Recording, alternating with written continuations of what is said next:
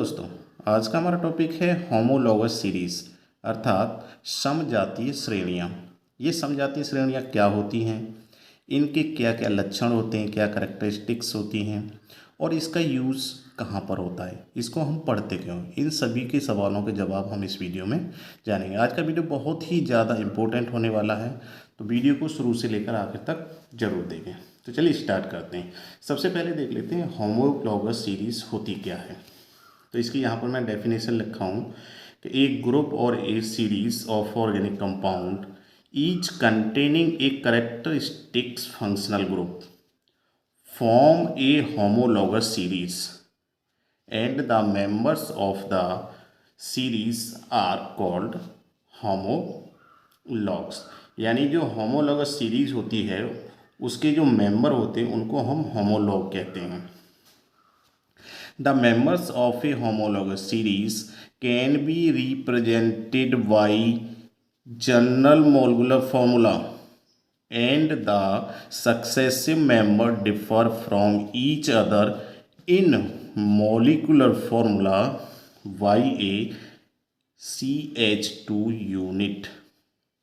यानी कहने का मतलब है कि होमोलॉगस सीरीज़ क्या होती है। आपको तीन चीज़ों पर मुख्य रूप से ध्यान देना है। तीन चीज़ें कौन कौन सी हैं, देखिए यहाँ पर मैंने लिखा है वो सीरीज़ होमोलॉगस सीरीज़ कहलाएगी जिसमें ऑर्गेनिक कंपाउंड जो कार्बनिक यौगिक हैं उनको अणुभार के बढ़ते हुए क्रम में रखा गया हो, साथ ही साथ प्रत्येक सदस्य में समान व एक तो समान भी हो और साथ ही साथ एक ही का मतलब जैसे सिंगल बॉन्ड OH या सिंगल बॉन्ड COOH, तो एक ही क्रियात्मक समूह हो। क्रियात्मक समूह हम इससे पहले वाले वीडियो में पढ़ चुके हैं, यदि आपने नहीं देखा है तो क्रियात्मक समूह वाला वीडियो देख सकते हैं। तो केवल एक ही क्रियात्मक समूह हो, तो जो होमोलॉगस सीरीज होगी उसमें केवल एक ही क्रियात्मक समूह होगा, OH OH OH या COOH COOH COOH, या कोई अन्य सिंगल बॉन्ड वाला भी हो सकता है, डबल बॉन्ड वाला भी, ट्रिपल बॉन्ड वाला भी। जितने भी क्रियात्मक समूह अलग अलग हैं उनमें से केवल एक पर्टिकुलर स्पेसिफिक एक ही फंक्शनल ग्रुप होगा। उसके साथ ही साथ और क्या होना चाहिए कि दो क्रम मतलब आगे और पीछे दो जो क्रम बराबर वाले हैं उन मेंबर्स के मॉलिक्यूलर फॉर्मूला में CH2 ग्रुप का अंतर हो। कैसे होगा, अर्थात ये अंतर हो, साथ ही साथ क्या होना चाहिए, या हम कह सकते हैं कि उनके अणुभार में 14 का अंतर हो, मॉलिक्यूलर वेट में 14 अंक का अंतर होना चाहिए। तो वो ही होमोलॉगस सीरीज होती हैं जो इन तीन बातों का ध्यान रखती हैं। जैसे हम एक होमोलॉगस सीरीज बना के देखते हैं। यहाँ पर देखिए मैंने एक टेबल बनाई है। यहाँ पर मैंने नंबर ऑफ कार्बन दे दिए हैं। मैंने लिए है एक homologous series of alkyne, alkyne और एक अल्कोहल ग्रुप के लिए है यहाँ पर।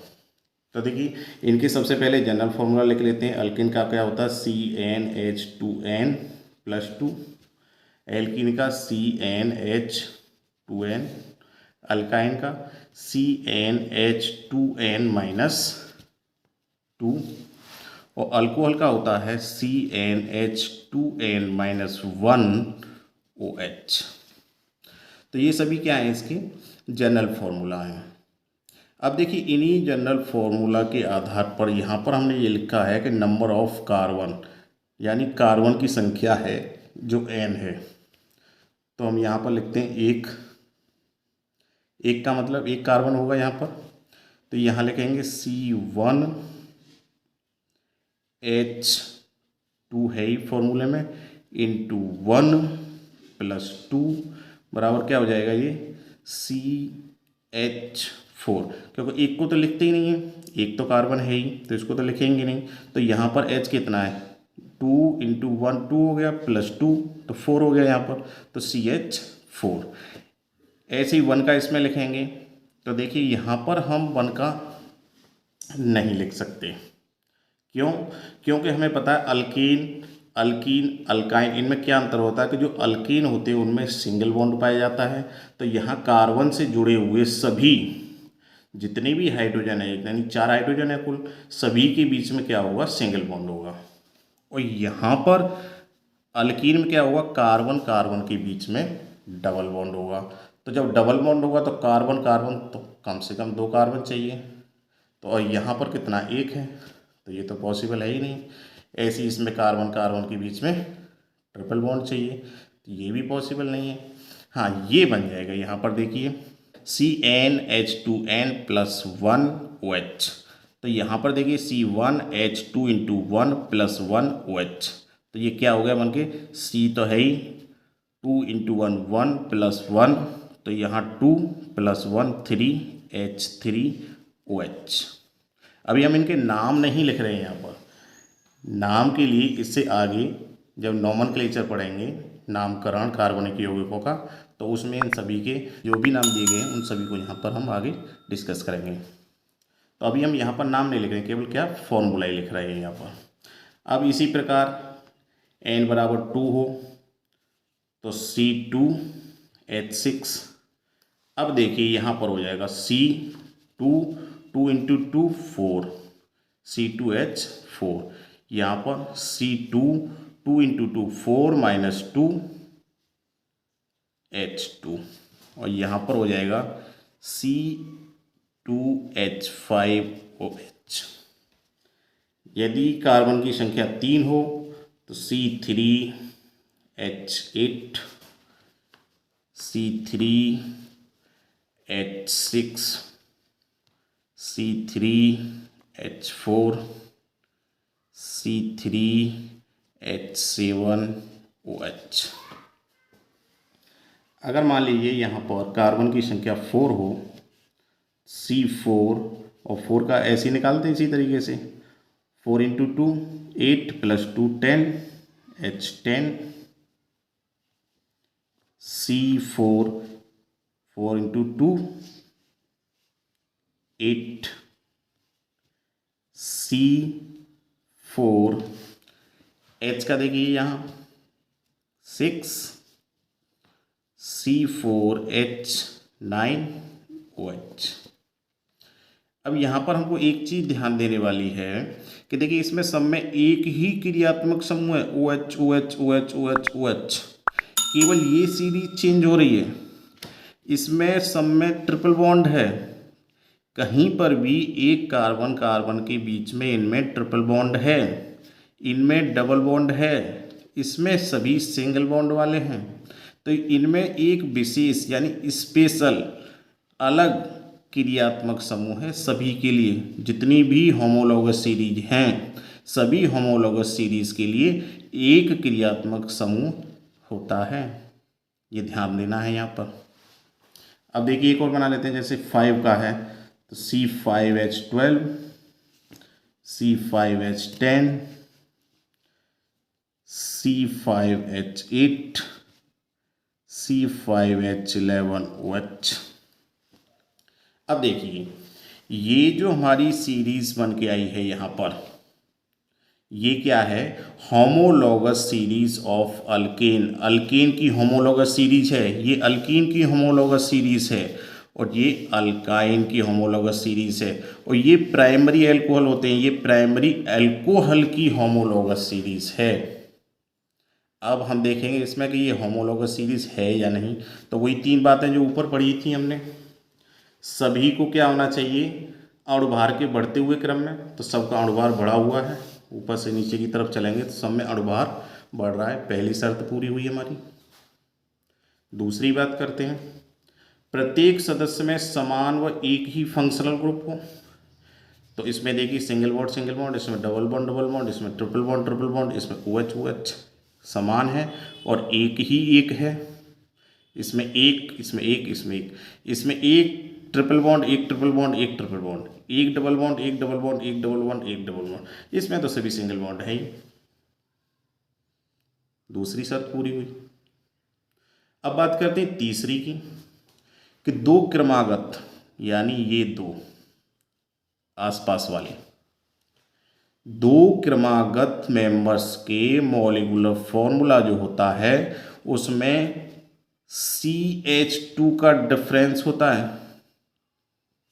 यहां देख लेते हैं CH4, इसमें अगर एक CH2 जोड़ देंगे तो C2H6 बना, एक C जोड़ दिया तो C2 हो गया, H4 में H2 जोड़ दिया तो H6 हो गया, तो CH4 से यहाँ क्या बन गया C2H6। इसको देख लीजिए, इन दो में देखिए CH2 का डिफरेंस है कि नहीं। एक सी जोड़ेंगे 3 हो गया, 4 और 2 जोड़ेंगे 6 हो गया।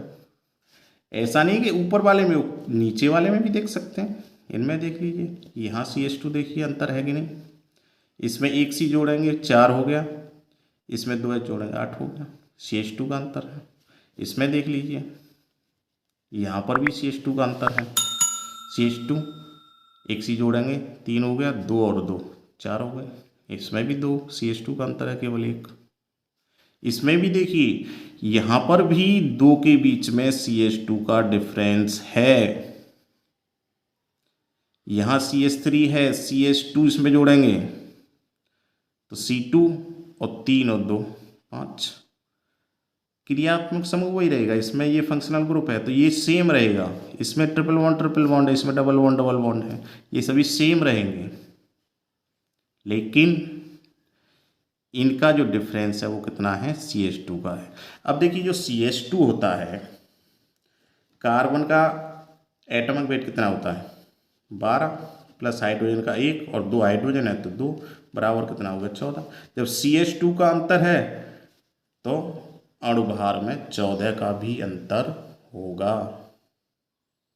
तो या तो हम ये कह सकते हैं कि CH2 का अंतर हो या 14 अंक का एटॉमिक वेट में अंतर हो, अणुभार में अंतर हो।